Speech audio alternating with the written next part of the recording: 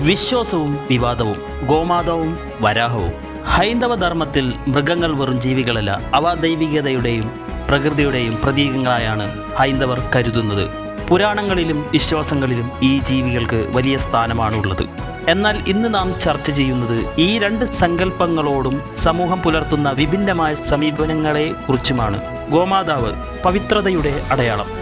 പശുവിനെ ഗോമാതാവ് എന്നാണ് ഭാരതീയ സംസ്കാരം വിളിക്കുന്നത്. 30 കോടി ദേവതകൾ കുടികൊള്ളുന്ന പുണ്യമായാണ് ഹൈന്ദവർ പശുവിനെ കാണുന്നത്.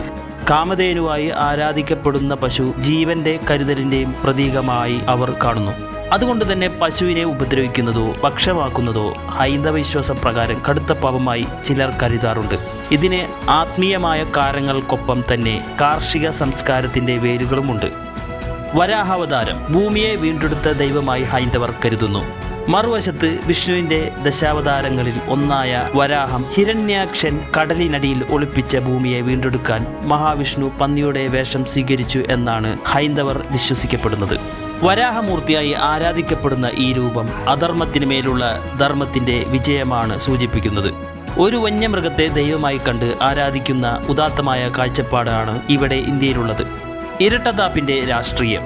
ഇവിടെയാണ് നാം ഒരു വലിയ ചോദ്യം അഭിമുഖീകരിക്കുന്നത്. BJP, RSS പോലുള്ള രാഷ്ട്രീയ പാർട്ടികൾ അവരുടെ വോട്ടിനു വേണ്ടി ഭൂരിപക്ഷമുള്ള ഹിന്ദുക്കളിൽ കുത്തിത്തിരിപ്പുണ്ടാക്കി സമൂഹത്തിൽ അവർ വേറെ നിങ്ങൾ വേറെ എന്ന രീതിയിൽ വേർതിരിച്ച് വർഗീയത സൃഷ്ടിക്കുന്ന ഈ കാലത്ത് ആദരിക്കപ്പെടേണ്ട രണ്ട് മൃഗത്തിൽ ഒന്നിനോട് അതിരുകടന്ന ആരാധനയും മറ്റൊന്നിനോട് അവഗണനയും കൊടുക്കുമ്പോൾ അനാവശ്യമായ ബീഫ് വിഷയങ്ങൾ കുത്തിപ്പൊക്കുന്നതിലെ ഇരട്ടത്താപ്പ് ഹൈന്ദവ സഹോദരർ തന്നെ ചോദ്യം ചെയ്യേണ്ടതാണ്. ഈ രാജ്യത്തെ മതസൗഹൃദം നിലനിർത്താൻ അത് അത്യാവശ്യവുമാണ്. പശുവിനെ മാതാവായി കണ്ട് ആരാധിക്കുകയും അതിന്റെ മാംസം കഴിക്കുന്നത് വലിയ അപരാധമായി കാണുകയും ചെയ്യുന്നവർ എന്തുകൊണ്ടാണ് വരാഹത്തിന്റെ കാര്യത്തിൽ മറ്റൊരു നിലപാട് സ്വീകരിക്കുന്നത്?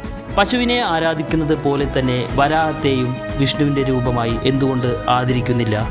പശുവിനെ കൊലപ്പെടുത്തുന്നതിനെ എതിർക്കുന്ന അതേ തീവ്രതയോടെ എന്തുകൊണ്ട് പന്നിയെ മാംസത്തിനായി ഉപയോഗിക്കുന്നതിനെ എതിർക്കുന്നില്ല? ഒരു ജീവിയെ മാത്രം വിശുദ്ധമായി കാണുകയും മറ്റൊരു അവതാര രൂപമായ ജീവിയെ ഭക്ഷണമായി കാണുകയും ചെയ്യുന്നത് ഇരട്ടത്താപ്പല്ലേ?